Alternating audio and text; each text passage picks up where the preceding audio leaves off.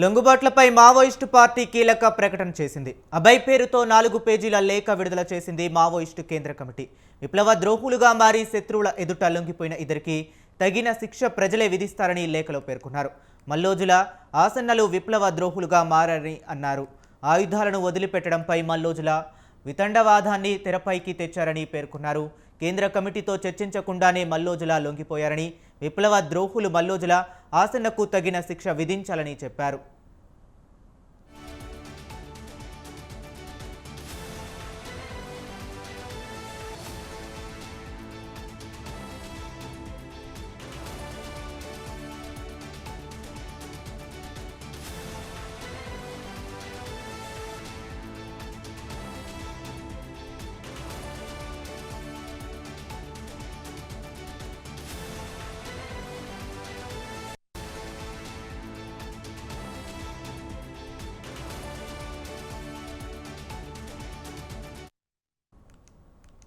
ఇక లొంగుబాట్లపై Maoist party కీలక ప్రకటన చేసింది. అభయ్ పేరుతో 4 పేజీల లేఖ విడుదల చేసింది మావోయిస్టు కేంద్ర కమిటీ.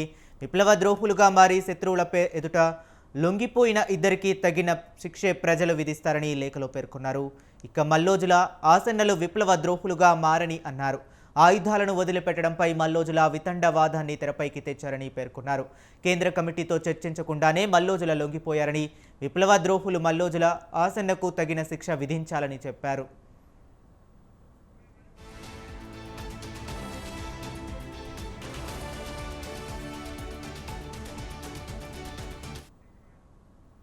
ఇక ఇదే అంశం గురించి మరింత సమాచారాన్ని మా ఇన్పుట్ ఎడిటర్ రాజమౌళి ఫోన్ ఇన్లో అందిస్తారు. రాజమౌళి, చెప్పండి. హరీష్, మొత్తం మీద తెలంగాణ రాష్ట్రానికి సంబంధించినటువంటి ఇద్దరు అగ్రనేతలు మావోయిస్టు పార్టీలో దీర్ఘకాలికంగా చేరిన నేపథ్యం ఉంది. వాళ్ళు కేంద్ర కమిటీకి సంబంధించిన వ్యక్తులుగా ఉండే ఈ నేపథ్యంలో ఒక్కసారిగా మావోయిస్టు పార్టీలో చేరే ముందు భావోద్వేగాలతోటి అసలు ప్రాణాలు పోయే వరకు కూడా మావోయిస్టు పార్టీని వీడము, అసలు బీద ప్రజల ఆశల మేరకే బీద ప్రజలకు ఆదేశాలు కృషి చేసి వారికి న్యాయం చేకూరుతామని భావించిన నేపథ్యంలోనే మావోయిస్టుల పార్టీలో చేరడం జరిగింది. అక్కడ నుంచి అంచెలంచెలుగా ఎదిగి ఈ రోజు ఆ కేంద్ర కమిటీలో కూడా స్థానం సంపాదించుకున్న నేపథ్యం ఉంది. ఇక 2024 సంబంధించి ఏదైతే కర్రెగుట్టలు అనుకుని ఆపరేషన్ కగార్ పేరుతో ఆ కేంద్ర కమిటీ బలగాలు, రాష్ట్ర కమిటీ బలగాలు ఒక్కసారిగా ఆ ఎన్కౌంటర్ ప్లాన్ చేసిన నేపథ్యంలోనే ఒక్కసారిగా ఇదంతా కూడా అంటే మంచి నాయకులే నేలకొరిగారు. ఆ విప్లవకారులు ఒక్కరొక్కరుగా నేలకొరిగారు. చాలా మందిని కోల్పోయిన మావోయిజం ఇప్పటికీ కూడా రూపురేఖలు మాత్రం అలానే ఉంటాయి.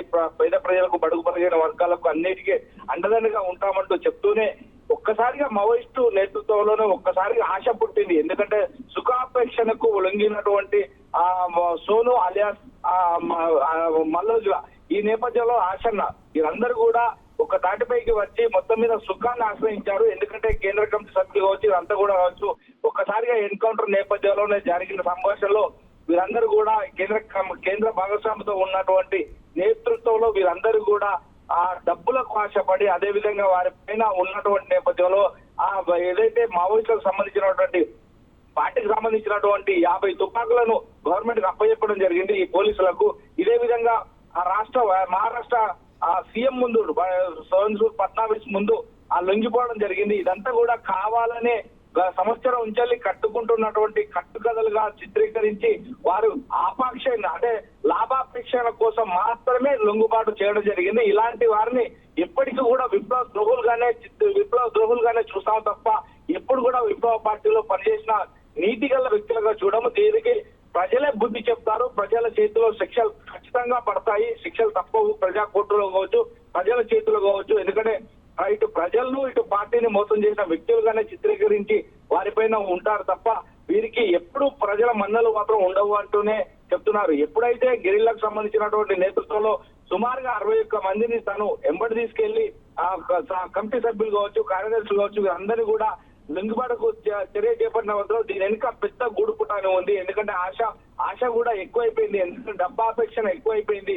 ఆ డబ్బాపేక్షణ ఎక్కువైపోయే ఏదో మొత్తం మీద అంటే రాజకీయ నేపథ్యంలోనే రాజకీయం చేయాలనుకుంటున్న వ్యక్తులుగా చిత్రీకరించబడతారు. ఇక ఖచ్చితంగా వీరంతా కూడా ప్రజా కోర్టులో తప్ప వేరే ఆప్షన్ వీరికి లేదు, ప్రజలు మాత్రం శిక్షిస్తారు అంటూ కూడా అతను 4 పుస్తకాల లేఖను కూడా విడుదల చేయడం జరిగింది. ఎందుకంటే ఈ తెలంగాణ రాష్ట్రంలో పుట్టినటువంటి ప్రతి ఒక్క వ్యక్తి కూడా మావోయిస్టు పార్టీలకు చేరే ముందు తన ప్రాణాలు సైతం లెక్క చేయకుండా వెళ్తామని ప్రమాణం చేస్తున్నటువంటి వ్యక్తులు ఇప్పుడు రాజ్యాధికారం కోసమో లేకుంటే ప్రజాధికారం కోసమో అంటూ కాలయాపన చేసి ప్రజలకు మేము మేలు చేస్తామంటూ ఏదో మాయమాటలు చెప్పి ఇదంతా కూడా లొంగిపోవడం జరుగుతుంది. ఇదంతా కూడా లాభాక్షేప కోసం తప్ప వేరే ఆప్షన్ లేదు అంటూ తను లేఖలో స్పందించడం జరిగింది. ఈ నేపథ్యంలోనే ఒక్కసారిగా ఏదైతే సుమారుగా సోను సూద్ ఆలియాస్ తోటి అంటే సుమారుగా ఉన్నప్పటి నేపథ్యంలో 170 మంది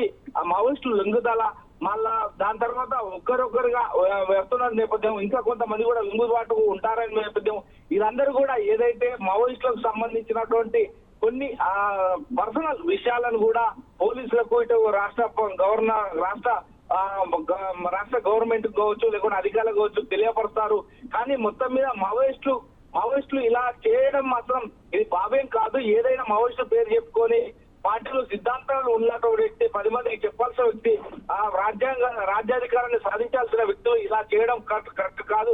వీరికి నిజంగా ప్రజా కోర్టులో ప్రజలే బుద్ధి చెప్తారు, వీరిని ప్రజలు క్షమించారు అంటూ కూడా అని చెప్పారు. అంటే మావోయిస్టుల ఆవేదనను కూడా తాను వెళ్ళబుచ్చడం జరిగింది. ఏది ఏమైనప్పటికీ మాత్రం మావోయిస్టులో ఉనికి చాటుకుంటూనే ఇటు వెనుక చాప కింద నీరులాగా ప్రవహించాడు. గత సంవత్సరం నుంచి కూడా ఇతను అదే పన్నాగం వేసుకొని మాత్రమే క్యాడర్ పెంచుకున్న తర్వాత లొంగిపోవాలి అని అతను అనుకోనే ఈ లొంగుబాటుకు చర్యల్లో భాగంగా అతను లొంగిపోవడం జరిగింది. మిగతా వారిని కూడా లొంగిపోవాలని కూడా తను వారికి సంకేతాలు పంపినట్టుగా కూడా తను లేఖపత్రంలో చెప్పడం జరిగింది. ఏదేమైనప్పటికీ మాత్రం మావోయిస్టుల చేతుల్లో కావచ్చు లేదంటే ప్రజల చేతుల్లో కావచ్చు శిక్ష ఖచ్చితంగా పడుతుంది వీరికి అనేది మాత్రం ఆ లేఖ సారాంశంగా మనం అర్థం చేసుకోవచ్చు. Harish. Okay, right. Thank you Rajamouli.